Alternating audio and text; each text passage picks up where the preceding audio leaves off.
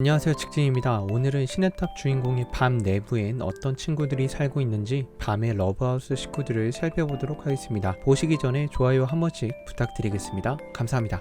밤의 식구로는 뭐니뭐니 해도 이 가시를 빼놓을 수 없겠죠. 가시는 2부 공방전에 처음 등장했던 밤의 식구입니다. 가시는 엘류가 죽음의 층에 남겨놓고 간 것인데, 이 가시가 밤의 몸에 들어오기 전에 가시의 짝퉁이 먼저 들어왔었습니다. 근데 이 짝퉁보다 더 이전 짝퉁이 있는데 바로 이 랍스터입니다. 저도 밤의 친구들을 공부하면서 정말 헷갈렸던 부분인데요, 이 랍스터의 경우 처음 랍스터의 개사를 목격했던 호량이 나중에 밤에게 그것이 시동무기인지를 확인하려 했지만 밤조차도 자신의 몸에 있는 세입자의 정체를 알지 못했습니다. 처음 수조에서 관리하던 것을 하진성을 통해 주입받았는데, 이 랍스터는 후에 푸른바리로 나타나게 됩니다. 리플레조가 전달한 가시는 가시의 복제품이며 가시를 받아들일 수 있는 그릇이었고, 이 그릇을 통해 진짜 가시가 밤의 몸에 대출 없이 입주하게 됩니다. 랍스터는 가시를 시동시키기 위한 장치였고, 후에 푸른바리로 나오게 되는데, 작가님의 후기에 따르면 밤의 내부에 있는 악마, 즉 푸른바리는 밤이 탑을 여행하며 조금씩 밖의 것들과 섞여 들어가는 과정을 그리고 싶어 등장한 존재라고 말씀하셨습니다. 설정상으로 가시가 동조되면서 생긴 존재다 라고 말씀하셨는데, 이 동조라는 말이 상당히 어색하게 느껴지지만 해석을 해보면 베타가 말했듯이 랍스터 안에는 푸른바리의 악마가 깃들어 있었고 가시라는 두 번째 세입자가 들어옴에 기뻐 나타났다는 것입니다. 탑 내에서 신으로 불릴만한 존재는 관리자 말고는 없는데, 신에 필적한다는 악마의 힘을 퍼그가 어떻게 가지고 있었는지는 나중에 꼭 이야기해줬으면 좋겠다는 바람입니다. 이어서 들어온 친구들은 화이트에게 억울하게 당했던 영혼들이 에어비앤비를 통해 밤의 몸에 대량 입주하게 됩니다. 밤이 이 영혼들의 힘을 감당할 수 있을까 싶었지만, 사실 밤은 자신의 집주인이 아닌 진정한 집주인이 따로 있었는데,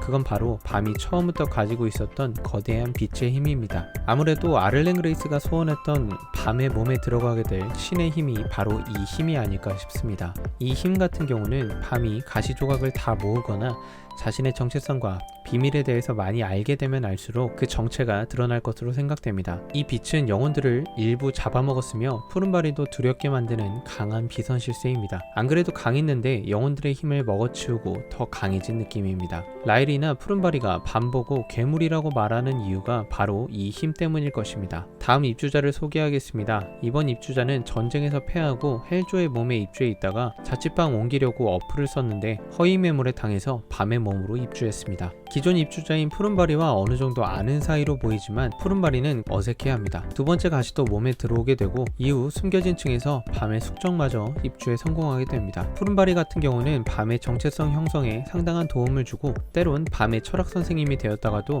밤의 고민을 들어주는 상담가적인 역할도 합니다. 밤의 숙적도 밤이 자신의 힘을 찾는 데 조력하며 밤은 분필 같은 손으로 선을 긋더니 이게 자신의 힘이라고 합니다. 그 이후 검은 사물도 입주를 하게 되었는데, 유리자들랑 살다가 잠깐 가출한지라 몸에 들어갔다 다시 나옵니다. 이때부터 밤이 그렸던 힘이 나오는데 저는 이걸 형광등이라 칭하겠습니다. 3부 이후 붉은바리가 힘을 처음 발현했을 때도 이 형광등이 번쩍입니다. 앞으로도 밤이 힘이 필요해 라고 외치면 이 형광등이 계속 켜질 예정입니다. 푸른바리, 가시, 원, 투, 숙적, 영혼들, 붉은바리까지 상당히 많은 세입자를 가진 밤은 가히 괴물이라 칭할 정도의 영향력을 가진 건물주라는 사실을 알 수 있었습니다. 독자들 사이에선 갱배지와 밤 중에 누가 더 많은 존재를 품을 수 있냐는 논쟁이 일어나고 있습니다. 이상 밤의 러브하우스 리뷰를 마치겠습니다. 시청해주셔서 감사합니다.